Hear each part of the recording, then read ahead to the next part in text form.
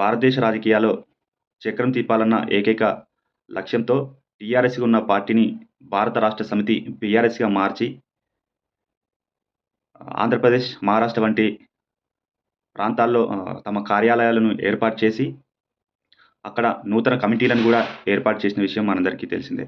మహారాష్ట్రలో అయితే అక్కడ స్థానిక ఎన్నికల్లో గూడా బీఆర్ఎస్ పార్టీ పోటీ కూడా చేయడం జరిగింది. అయితే ఇప్పుడున్న ప్రస్తుత పరిణామాలను చూస్తుంటే కేసీఆర్ నాయకత్వంలో భారతదేశ వ్యాప్తంగా పార్టీని విస్తరించాలన్న ఆలోచన మళ్ళీ పురుడు పోసుకున్నట్టుగా అర్థమవుతున్నది.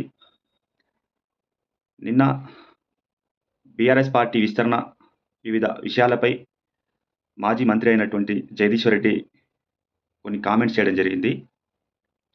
ఆయన మాట్లాడుతూ త్వరలోనే కేసీఆర్ నాయకత్వంలో బీఆర్ఎస్ పార్టీ భారతదేశ వ్యాప్తంగా విస్తరిస్తుందని, త్వరలో కేసీఆర్ గారు మహారాష్ట్ర, కర్ణాటక, గుజరాత్ ప్రాంతాలకు చేరుకొని అక్కడి నుంచి ఢిల్లీ, హర్యానా, రాజస్థాన్ రాష్ట్రాల్లో పర్యటనలు చేస్తారని ఆయన పేర్కొనడం జరిగింది.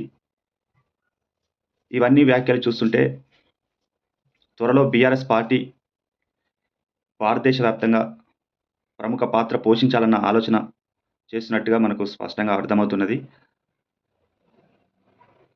బీఆర్ఎస్ పార్టీ భారతదేశ వ్యాప్తంగా విస్తరిస్తుంది అన్న కారణంతోటే బీఆర్ఎస్ పార్టీ నాయకులపై మోదీ కుట్రలు చేస్తున్నాడని జగదీశ్వర్ రెడ్డి ఇటీవల ఏర్పాటు చేసిన మీడియా సమావేశంలో పేర్కొనడం జరిగింది.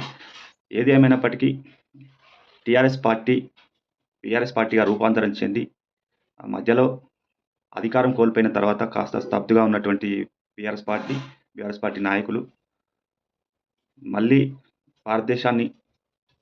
భారతదేశ పర్యటనలు చేస్తామని చెప్పడం, మరి కేసీఆర్ గారు ఈ విషయంలో ఎంతవరకు విజయం సాధిస్తారో వేచి చూడాల్సిన అవసరం ఉన్నది.